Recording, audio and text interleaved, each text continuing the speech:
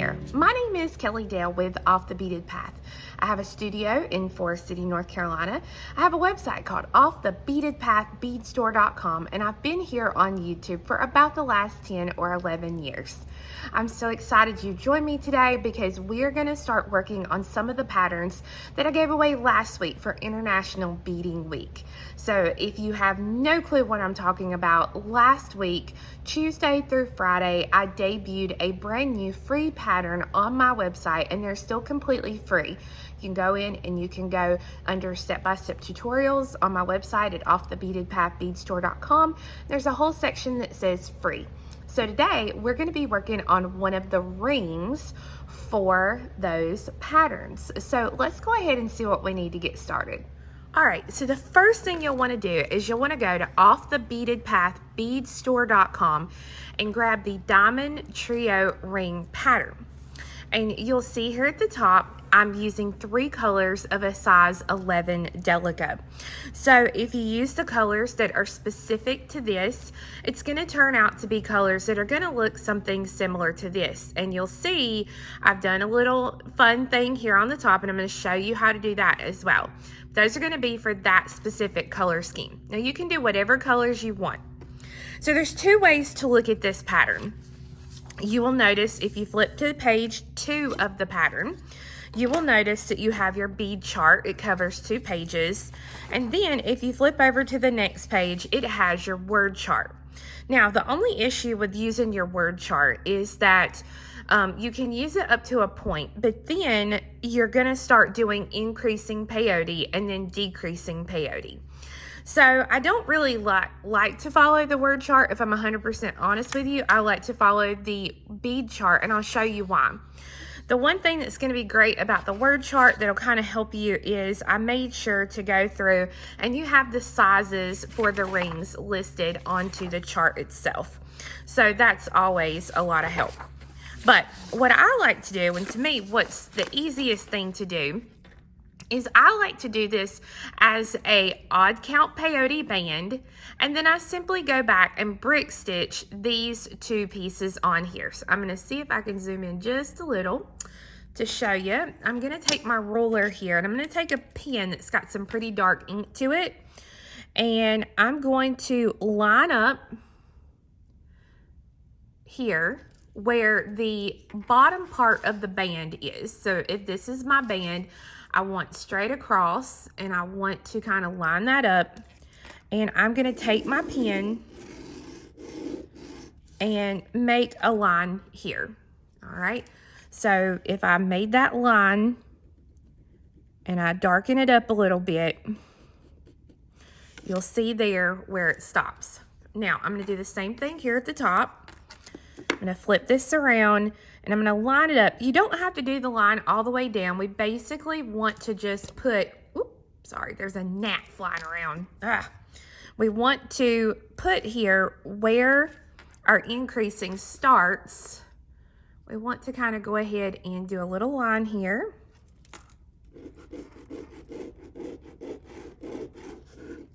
Whoops. We want to kind of darken that line up so that we can see and we can continue to go. Another thing that you can do is just to keep a ruler on each side just like this so that you can see where you're going. Or you can even just take, if you want, since this is free, and you can either blow it up on your computer or print it out. You can also take and fold it like this so that you're only seeing the band right now. So that is what I kind of like to do, just look at the band part. So I'm going to go ahead and pull out the Delicas that I'm going to use, and I'm going to use a size 12 needle with your favorite beading thread. All right, so I'm going to use colors that are a little bit different from the pattern. I'm going to be using 2303 for my A, 2317 for my B, and 322 here for my C. I'm going to be using the Smoke size 6 in the dragon thread. You can use whatever kind you would like. And I'm going to use my size 12 needle. So you can start on either side. It does not matter. I can start here or I can start here. I just find it easy to start here. And then that way I can just add my A beads until I get the size that I need. So again, if I look, I have 1, 2, 3, 4, 5 beads here along the edge. So that tells me this is going to be an odd count peyote stitch. So I start out and I count my first row here. 1, 2, 3, 4, 5, and all 5 of these are A beads. So I can go ahead and do that. So I have my 5 beads and I'm going to pull these down, and you can do whatever version of odd count peyote you want. I'm going to use the tail version where the tail is going to travel up with me as I work. Again, you do whatever you like. I have several videos that show that, and I will link those below here in the video description. Now, the great thing about this ring is instead of exactly starting with the pattern like I should, I can go ahead and I can do a few rows of my A's to get me started. So to do that, I pick up an A. I'm going to be working in the other direction. So I pick up an A, I skip an A, and I go through an A. I'm going to put my fingers on that and pull the threads. And so what's going to happen when I do that is the 2 beads should sit on top of each other just like this. If they don't, you make them do what you want them to. I pick up an A, I'm coming out of an A, I skip an A, and then I go through 1A. Okay, and then I pull this through.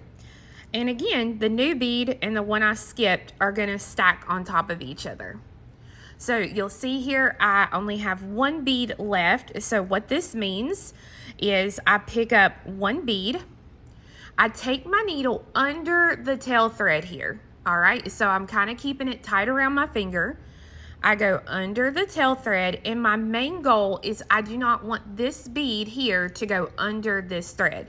So when I pull it, that bead needs to stay to this side of the thread. All right, and then I come back through the bead that I just added, and this finishes out my row. Now I work a regular row of peyote. So I pick up a bead, go through the bead sticking up, pick up a bead, come through the next bead sticking up. And now I can start the pattern. So if I look here, I'm going to go ahead and I'm going to mark off the 5 beads that I started with. So 1, 2, 3, 4, and 5. So I am on a 3 bead row because remember I just added 2 beads here. So to add the beads for this row, I need an A, a C, and an A. All right, so an A, a C, and an A. So I pick up an A and work back the other way. So A, C, and then I've only got the 1 bead left here on the end.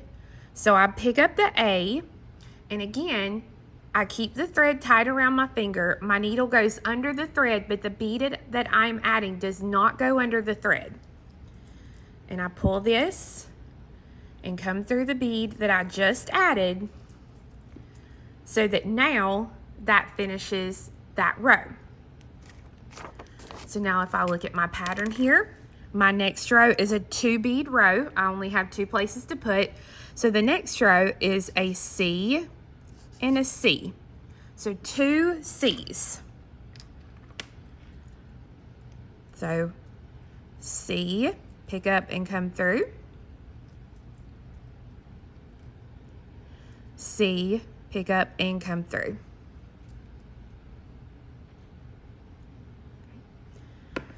The next row is a 3 bead row. So I'm going to do C, B, C. Because see, I just did C, C. So now it's C, B, C.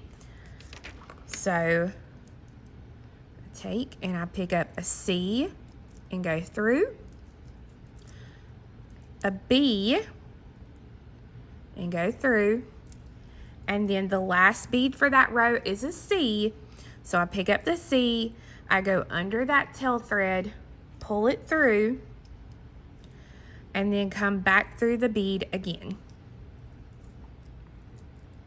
And you'll notice that each row that I've done, my tail thread has worked up each row with me. So I started with my tail thread here, and now my tail thread is up here. So every row that I do, that tail thread is going to move all the way up. So next is a 2 bead row. All right, so it's B, B. So I pick up a B and work just a regular row of peyote. So B and come through, and then a B and come through. So now my next row is going to be a 3 bead row. So I'm going to do B, A, B. So B, A, B. So I pick up B, A, and then my final bead for the row is a B. So I pick up that B, I come under that thread, and remember my bead here stays on this side of the thread, and then I come back through that bead again, so that now I've got my pattern started.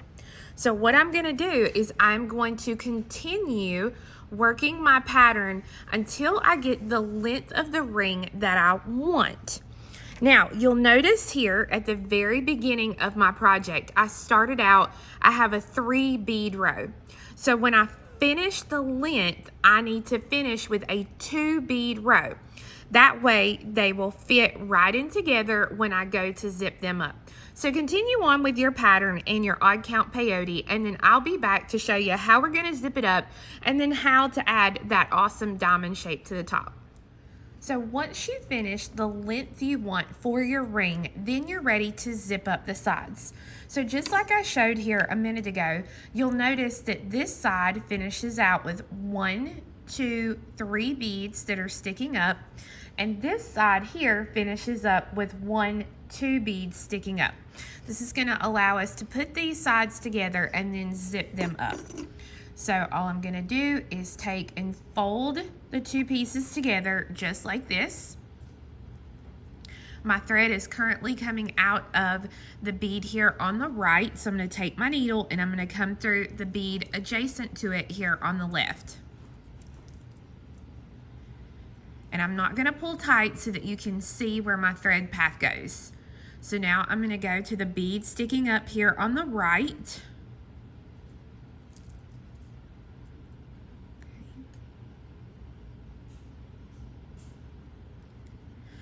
To the bead sticking up here on the left.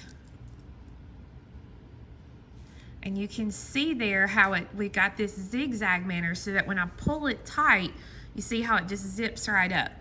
So now I go through the bead on the right, the bead on the left, and this will finish up the zipping part of the piece. Now the only thing is, you'll notice here, if you look down on the piece, all of these beads here on top have what we call a thread bridge, which is thread from one bead to the next, except this bead here. So I go down through the bead on the right to add in that bridge, and then come back through the bead on the left one more time. And you pull that tight. Now, if you want to, let me see, I got a little knot here. There we go. If you want to, feel free to stitch back down through the piece to kind of reinforce your connection here between these beads. You don't have to, but some people just really get into that and have to do it. So you can reinforce that zip, and then you're ready for the brick stitch here on the top and the bottom. And as you can see, I mean, it makes a pretty piece in itself, but we want to finish out and do the top. So if I bend this a little bit here, you'll see that now my band is complete, and now I need to add this part of the ring. So if I look on the band, you will notice here that I have the large diamond and the two smaller diamonds on each side. So the row starts right here above two B's that I have in place that are going to be side by side on the band. So if I pull the actual ring itself up here, we want to look and find our two B's. Okay, so if I hold it like this, I have two B's here, here and here, and I have two B's here, here and here. So I want to stitch to come out of either this bead here or this bead here to get started with the top part. So now you'll notice here that I'm exiting out of that first blue bead there that I need to be coming out of. That's my B. So I'm coming out of this bead here. So what I'm going to do is I'm going to be working one row of beads here. So I'm going to pick up a B and an A to start with, and I'm going to work a decreasing brick stitch. So if I look here on the top, my thread is coming out of this bead right here. So I skip the first thread bridge, and I'm going to go under the second thread bridge there from where my thread is exiting. And I'm going to pull this through. I'm going to go up through the bead right above where my thread's coming out. And you'll notice that when you do that, these beads are going to sit wonky. So what you want to do is you want to go down through the first bead and then up through the second bead. To pull them straight up like that, and it will get them exactly like you needed them to be. All right, so I can go ahead and I can mark off my B and my A, and now I'm only going to pick up one bead at a time. So my next bead is going to be an A. I'm going to set this here. Okay, so my next bead is an A, so I pick up that A. I go under the very next thread bridge. So from where I'm coming out right here, I just come through this very next bead, bridge, whatever you want to call it, just like that. And then I go up through the bead that I just added. So the next bead is a B. So I pick up the B, I go under the thread bridge,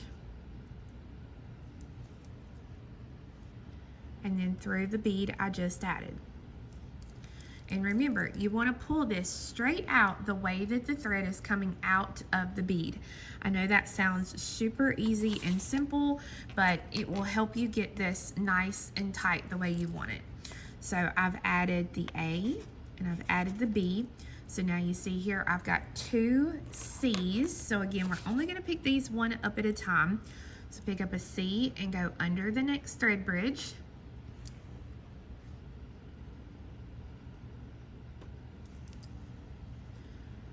A C and go under the thread bridge.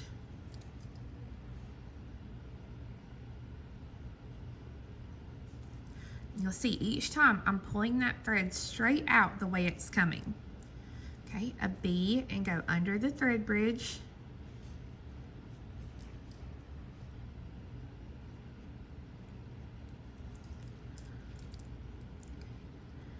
And then two A's and a B. So I'm going to go ahead and put my two A's over here. So an A,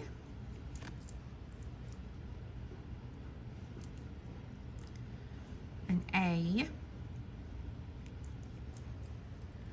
and then my last bead of the row is a B.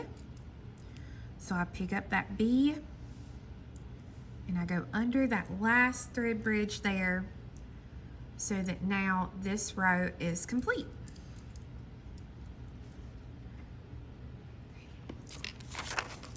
So I can go ahead and I can mark off that row.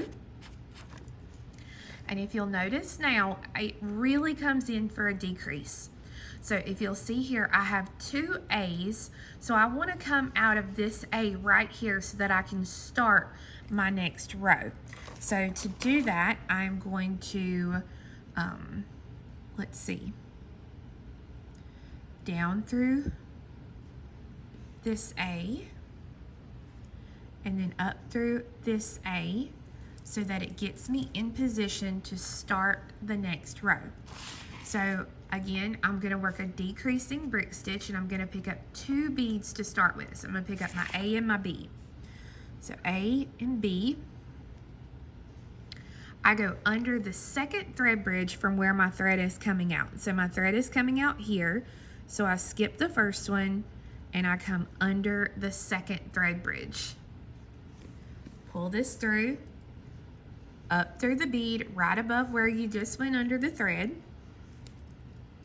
And remember, they're going to sit wonky, so I go down through the first bead and then up through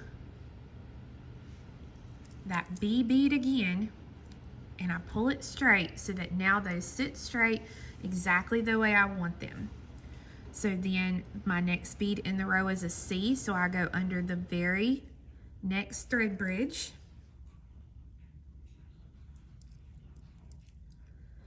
and then a B,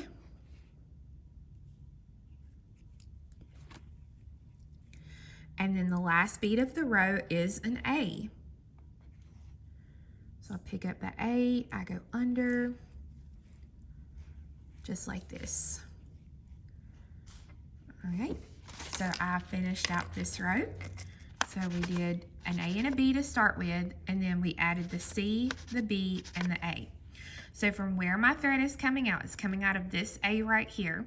I'm gonna, again, start a decrease, and I'm gonna pick up the A and the B. So this row is pretty easy, it's ABBA. So let me pour me out a few more little B beads here. So I pick up an A and a B to start with. Again, we're going to do a decrease, so I skip this first thread bridge and I come under the second thread bridge there. Go up through the bead right above where you just went under.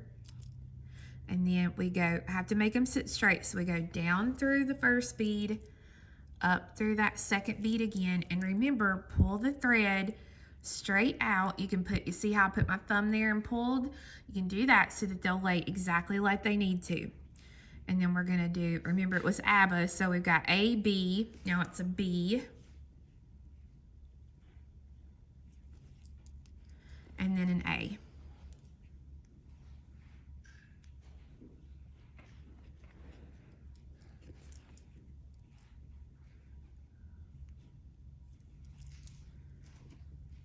So you can see that shape happening here. So we've got this row done.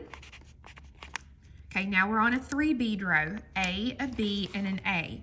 So remember, every row we're doing is a decreasing brick. So I pick up my first 2 beads, I skip the thread bridge, and I go under the second thread bridge. And then we have to make the beads lay the way that they're supposed to.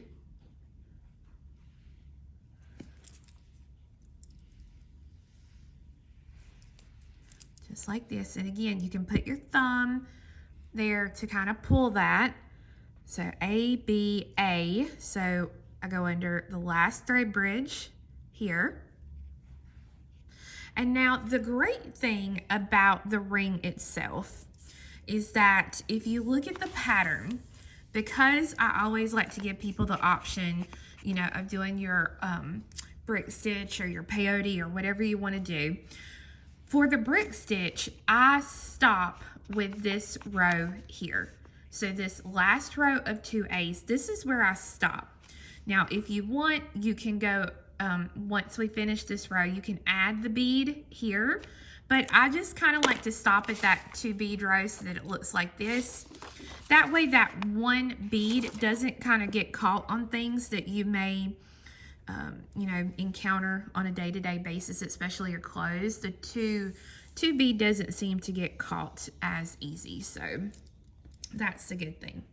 So my last row is 2 A's. So again, we work it just like every other row. We skip the first thread bridge, go under the second thread bridge, and then I'm gonna make them lay correctly for the last time so that this part is complete. Now, remember, we started our advance here, or our brick, right here above 2 of these B beads. So all I'm going to do at this point is I'm going to stitch down through the ring, and don't force anything. You don't want to bust anything. See, I was able to come straight down this side, and then I'm just going to work my way very carefully because I'm using these matte finish beads. The matte finish beads tend to have a thinner wall to them, so if you're not careful, they'll bust. So you want to be a little bit more gentle if you're using a matte finish rather than a shiny finish of your Delicas. But I'm going to stitch up to come out of the correct B bead there, and then I'm going to work this same piece up here up top as I did down here. It's a mirror image, so it's exactly the same way as we did here at the top. So I'm going to go ahead and work that, and then I'm going to show you that one little extra step to just add a little bit of sparkle to your piece. So once you have the top and the bottom complete, then you're ready, if you want to add a little flat back crystal. All right. So this is an SS34 flat back crystal. You'll see it's got the flat foil backing and then the top. And you can see here, we're just going to add it with a little bit of embellishment. It's not high off the piece, so that's really nice. So what I've done is I have stitched through to exit a C here in either corner. So in this corner or this corner, we're going to pick up, or come out of, I should say, that C. I'm going to pick up one C, and I'm going to come back through that same bead I'm coming out of to make a little circle. Now this is where I've got to be careful because I don't want to bust the bead.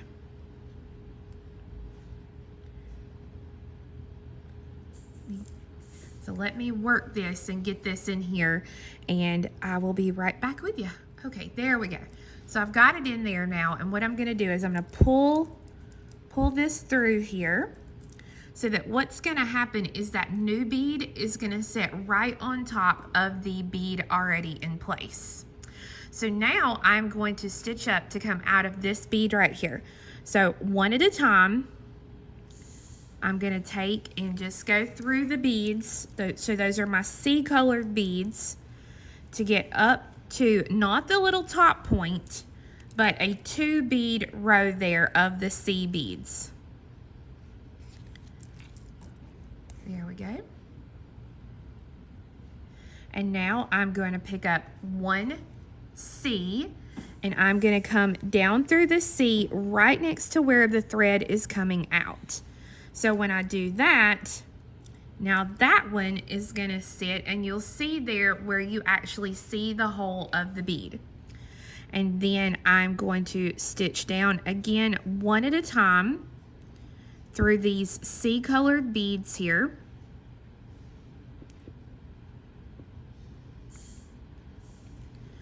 To be able to get down to that next corner where we're only going to add one bead. Okay. You'll want to be, if you have, the great thing about this is if you're using shiny beads, this is not too much of a feat. And honestly, I think I just pulled really tightly, and that's why I'm having trouble getting through these again. Push that bead, there we go. Push that bead down. Okay, so now I'm over here in a corner. I'm gonna just pick up the single bead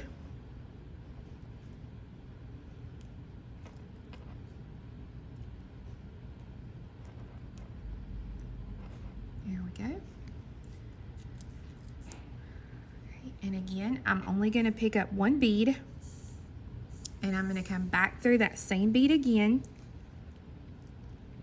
Here we go. So we want it to sit up straight. So now you can see that I have the 3 beads setting up top. So you don't really see them down if you just look straight down on them, but if you look to the side there, you can see those beads. So I'm going to stitch down, and I'm going to put this bead in place right here. So once I have all 4 beads added, then this is the last bead here. So I'm going to come up through the C bead again so that I can come out of the C bead that I just added. So that I'm coming out of that single bead there.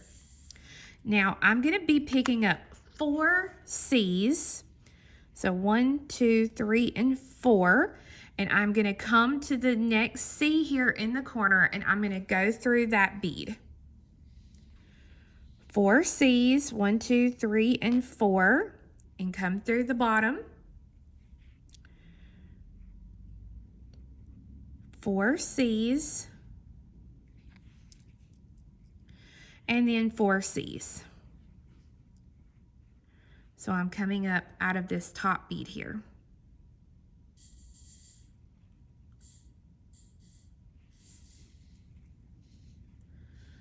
Now I'm going to slide this SS34 in place.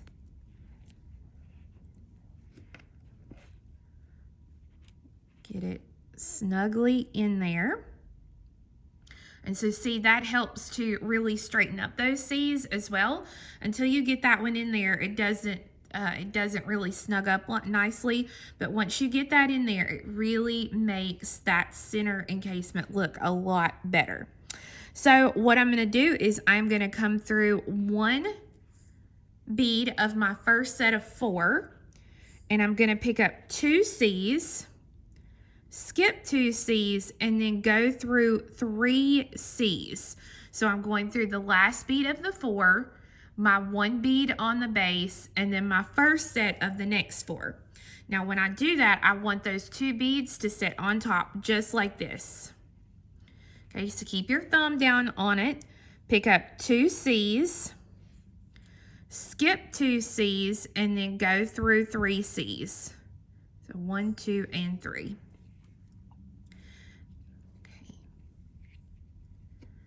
Turn it again, put your thumb there, pick up 2 C's, skip 2 C's, and go through 3. So 1, 2, and 3. Okay, just like this. And then I'm going to pick up 2 more of my C's, skip 2, and go through 3. So this will put me back at the beginning, right where I started. And I'm going to step up through the first 2 beads that I added. Now at this point, it's kind of up to you and what you want to do. If you have some size 15s, you can use size 15 seed beads here. I'm just going to continue to use the C's that I've got. So I'm going to pick up 2 C's and go through the 2 C's that are sticking up.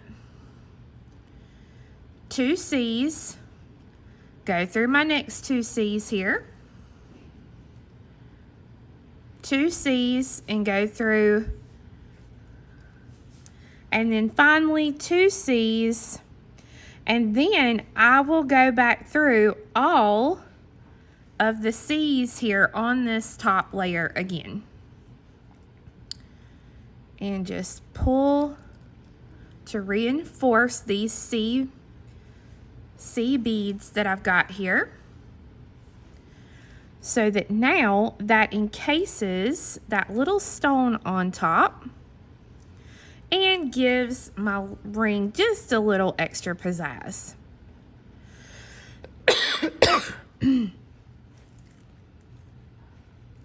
So now all that I've got to do is stitch down through the ring and get rid of the thread, and then I will have a wonderful new ring. So as you can see, the construction of these rings is super simple, and they are just so beautiful when you get them done just using 3 colors of a Delica bead. So guys, don't forget that you can go to my website, offthebeadedpathbeadstore.com, and grab this pattern completely for free. So you simply go under step-by-step tutorials, and there is a category for free, and you will see that pattern as well as a lot of other free patterns that I currently have available. So I hope you guys have a wonderful week, and we'll see you again next time. Bye-bye.